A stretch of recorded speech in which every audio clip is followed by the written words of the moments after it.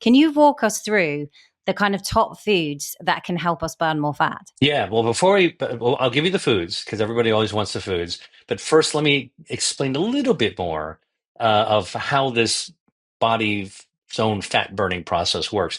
Obviously, if you're exercising, you'll eventually need the energy. And so the fat will get broken down and used as energy when you work out over time. Okay.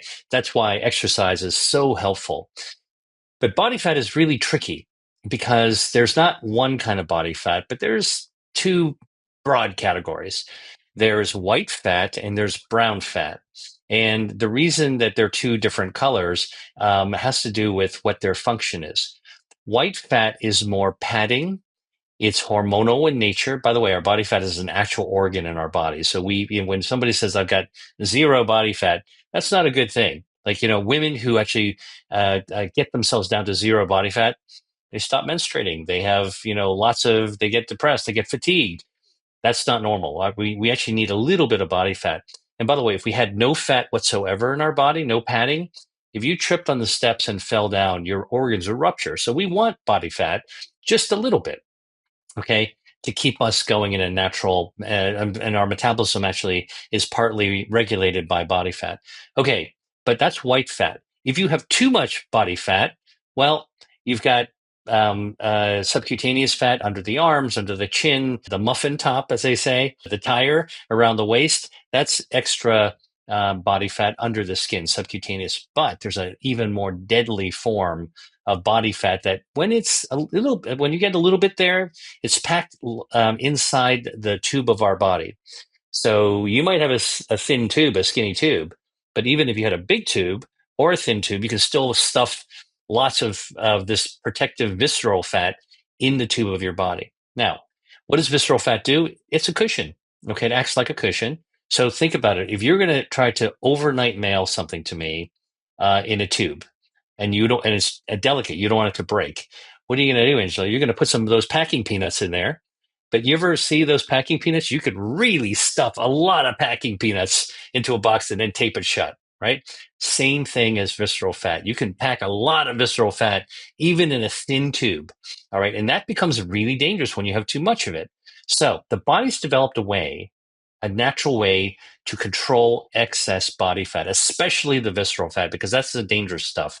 It's like our protective mechanism of how to do it. So that kind of fat, subcutaneous and visceral fat, they call it white fat because, in fact, under the microscope, if you were to biopsy it and put it under the microscope, like a doctor like me would look at, it actually looks kind of light colored, kind of white-ish color. But the way that our body is designed to protect against that, to burn down extra harmful visceral fat, the white fat, is we have brown fat. Brown fat is not wiggly jiggly. It's not under the skin. In fact, and it's not all over the place. Brown fat is wafer thin, paper thin, and it's not around our waist. It's plastered on the sides of our neck. It's a little bit under the breastbone, a little bit between the shoulder blades, and it's scattered a little bit in your belly. You wouldn't be able to see then. You wouldn't be able to tell by looking at someone how much brown fat they had. No, not by looking at them. You would need to actually do a special kind of scan called a PET scan that picks up metabolism because brown fat is the kind of fat that fires up your metabolism.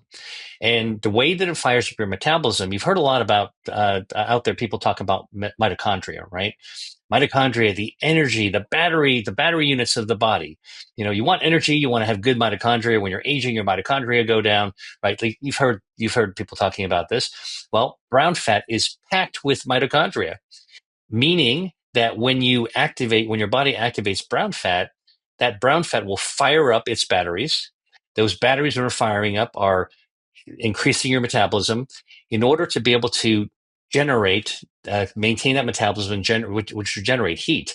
It's got to burn down fuel. Where does the mitochondria from brown fat get that fuel?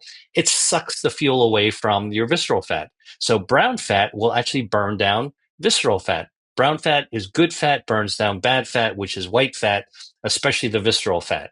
Okay.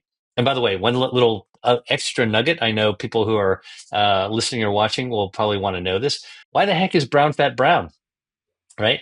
Because of all the mitochondria. Because of the mitochondria. You got it. Because the mitochondria are very rich in stores of iron naturally. Now, iron, when it's oxidized, goes from silver to brown, just like a pile of nails that you put outside on your porch and leave it out there for a couple of days. Your brand new shiny nails are going to turn brown.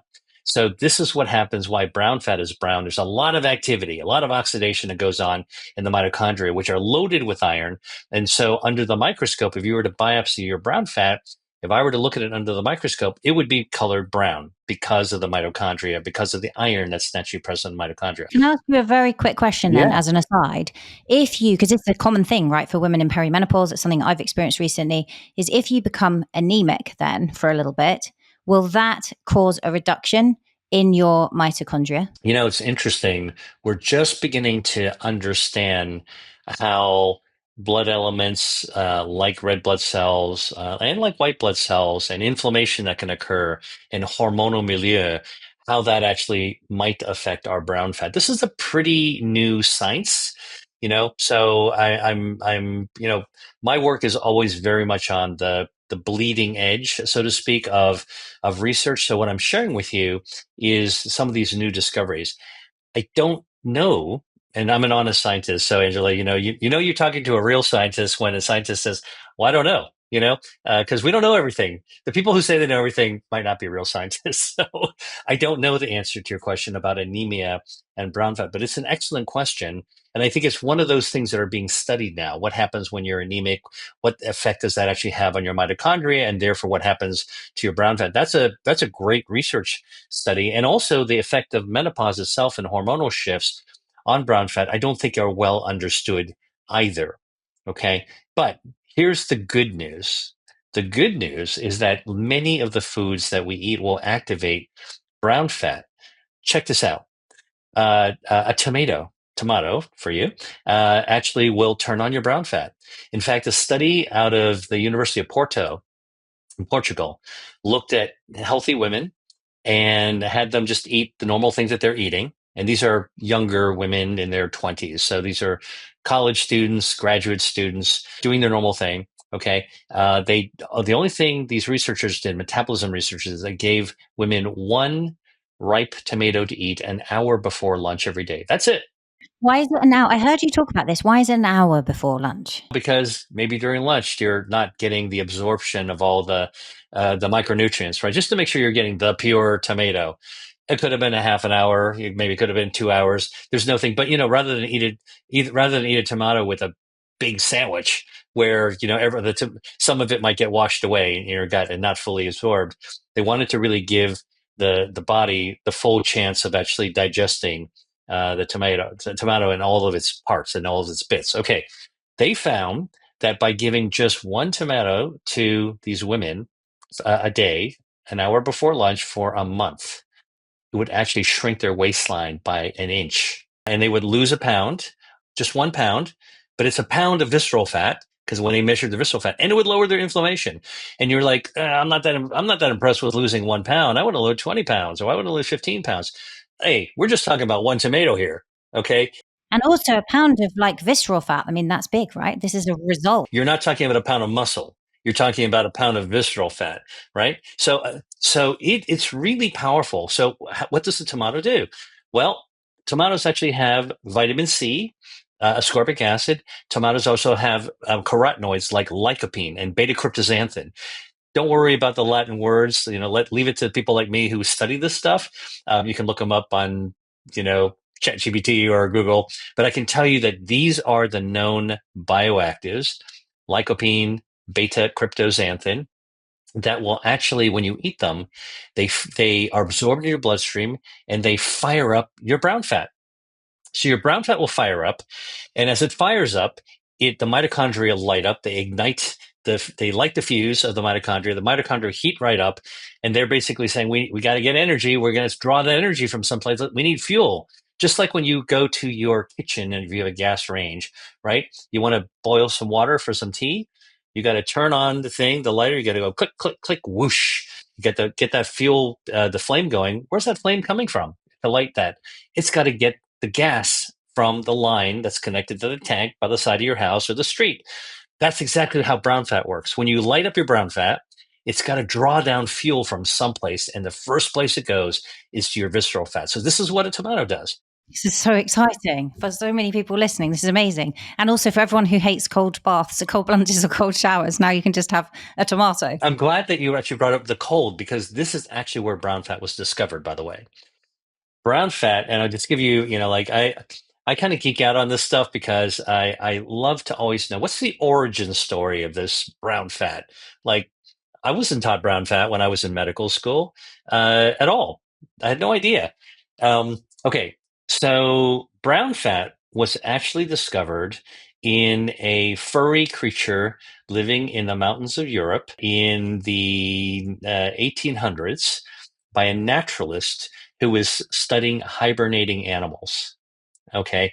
And so way back then, I mean, you go to the Natural History Museum, and you'll see all these beautiful drawings back in the olden days where people were pen and inking on parchment. And people were collecting animals and trying to understand the biology of animals. And one of the questions was, okay, you get a animal that eats a ton of food, and then they crawl into their little den, and then it snows or it gets bitterly cold in the mountains. How does it make it? How does it survive? How does it survive the cold? The cold would kill a spider or a butterfly, and even a human if you're out there in the cold exposed. How come the animal doesn't die? And by the way, it's not eating. So how does it even survive, right? It's a fundamental question of hibernation.